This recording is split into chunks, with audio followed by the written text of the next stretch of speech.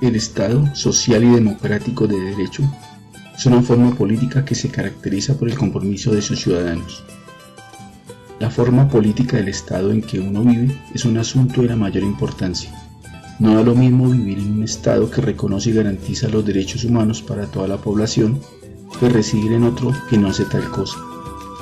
El Estado social y democrático de derecho es una forma política que se caracteriza por el compromiso de sus ciudadanos para ir avanzando progresivamente en establecer una sociedad cada vez más justa, democrática, libre y próspera. Por ello conviene conocer sus antecedentes históricos y sus fundamentos filosóficos, de manera que seamos conscientes de nuestras raíces y de las principales razones que tenemos para apoyar este tipo de Estado. Por otra parte, no es posible comprender este modelo de Estado sin aclarar el concepto de sociedad civil y el papel que ésta desempeña en relación con aquel. Estado y conflicto. Bajo este título se tratan las diversas manifestaciones de violencia que padecemos los colombianos como consecuencia de la debilidad del Estado, teniendo en cuenta su campo jurídico e institucional.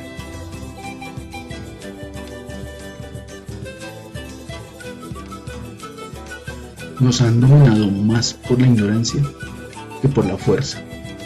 Simón Bolívar.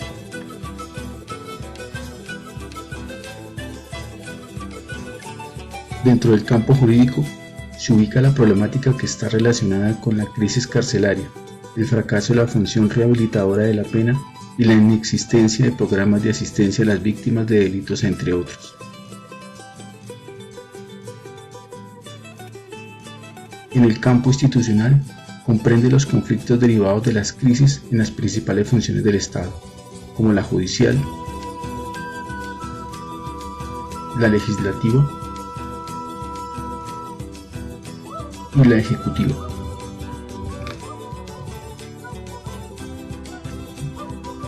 Podemos iniciar el desarrollo de esta temática haciendo referencia a la Constitución del 91, en la que empieza estableciendo que Colombia es un Estado social de derecho fundado en el respeto de la dignidad humana. En el artículo 2 dice que las autoridades de la República están instituidas para proteger a las personas residentes en Colombia en su vida, honra, bienes y creencias.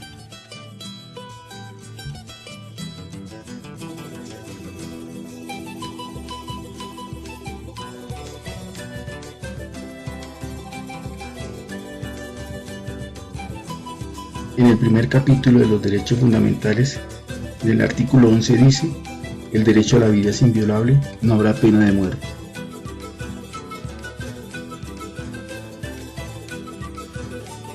Tristemente tenemos que reconocer que la ley y la Constitución Nacional se han quedado impresas en el papel, pues la realidad muestra otra cosa.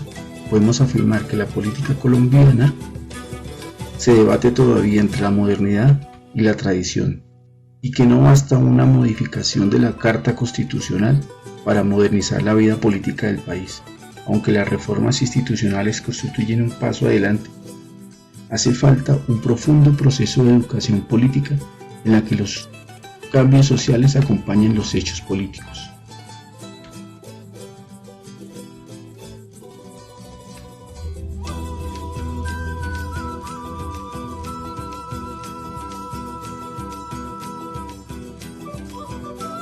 En el análisis de la realidad colombiana se identifica la década del 90 como una coyuntura política determinada por la hibridación de dos fuerzas: por un lado la construcción de una nueva legitimidad que orientan los pactos de concertación y negociación de los conflictos, y por otro la agudización de las múltiples violencias en escenarios sociales, políticos, privados, urbanos y rurales.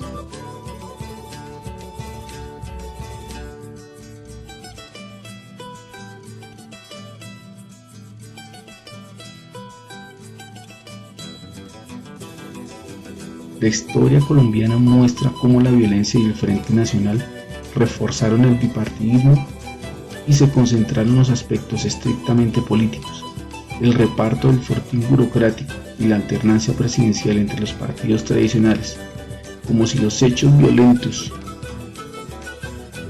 pudieran explicarse exclusivamente como enfrentamiento político entre dos colectividades que competían por la burocracia del Estado.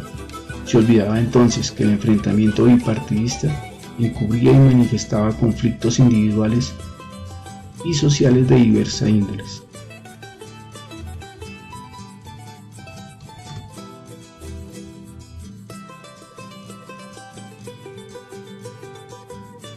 El Estado no ha demostrado una clara voluntad para solucionar el conflicto. Sus estrategias y mecanismos no han sido los adecuados para contrarrestar el desorden social que el mismo sistema ha provocado.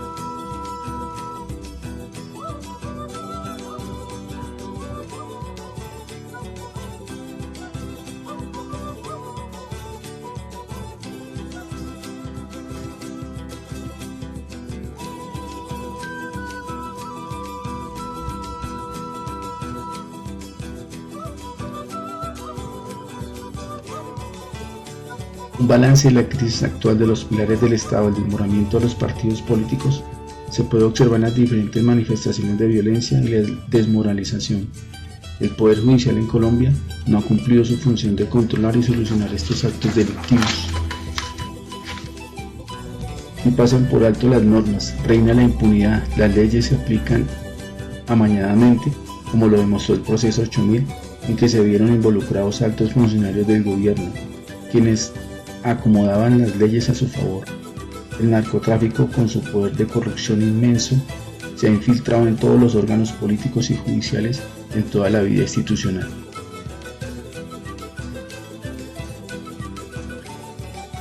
El aparato judicial ha sido incapaz de atender oportunamente los múltiples delitos que se suceden a lo largo y ancho del país, entre otras cosas por la no presencia del Estado en grandes zonas.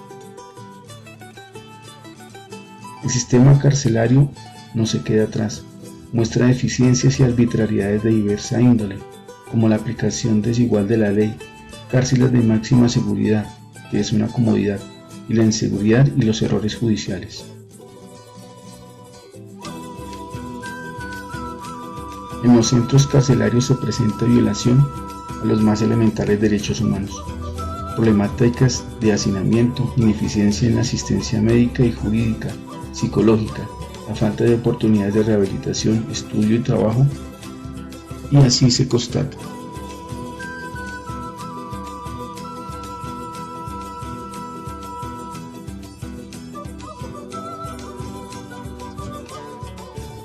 La incapacidad para garantizar el respeto por las leyes y los derechos humanos, la falta de voluntad para enfrentar el problema de la impunidad, la corrupción y la inoperancia en altas esferas gubernamentales hace que el Estado pierda legitimidad y credibilidad, mostrando la falta de gobernabilidad y mostrando la debilidad al no hacer presencia como figura de autoridad y orden.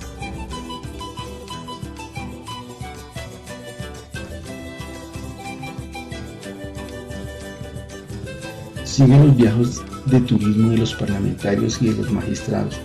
Continúan las reelecciones de los caciques regionales en el Congreso, los auxilios disfrazados, la corrupción y el despilfarro administrativo. La justicia es inoperante en el erario público. Es invertido en suntuosos sueldos y carros oficiales. El clientelismo, la injusticia social, la burocracia y sus vicios en general, y en fin la corruptela política continúan hiriendo y violentando en todos estos hechos la conciencia ciudadana. Recientes estudios destacan como Colombia, que ocupa el poco honroso 64 puesto en el mundo de los más corruptos y el segundo en Latinoamérica.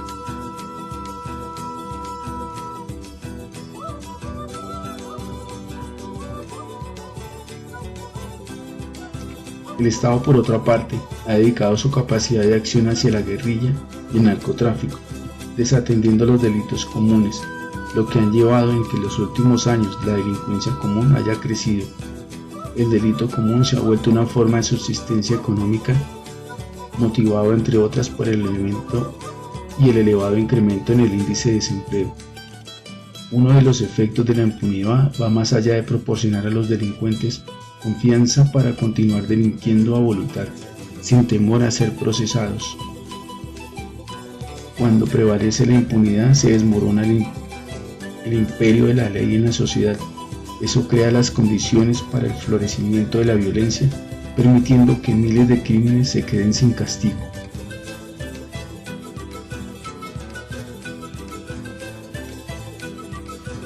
Recaen en el Estado las responsabilidades en la solución de los factores que originan la violencia, así como sus deberes de vigilancia y promoción de los derechos humanos.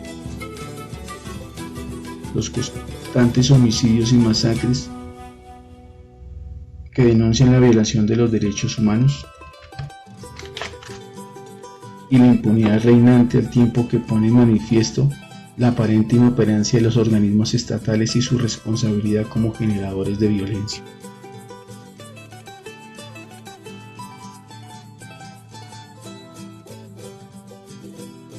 Frente a esta compleja problemática, se requiere de un Estado que cumpla con su función social, que sea eficiente y no reproduzca vicios de burocratización ni de corrupción.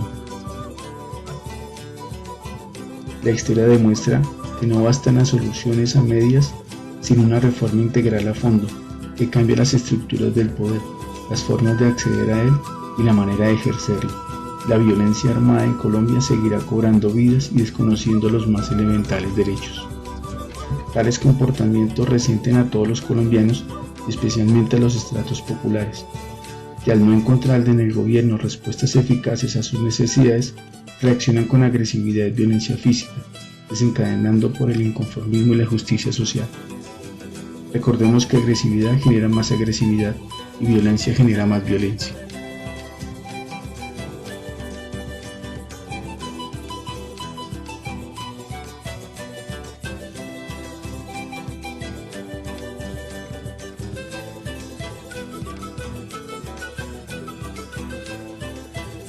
Para hoy participación en Foro Santillana. Libro de Filosofía, páginas 143 y 144.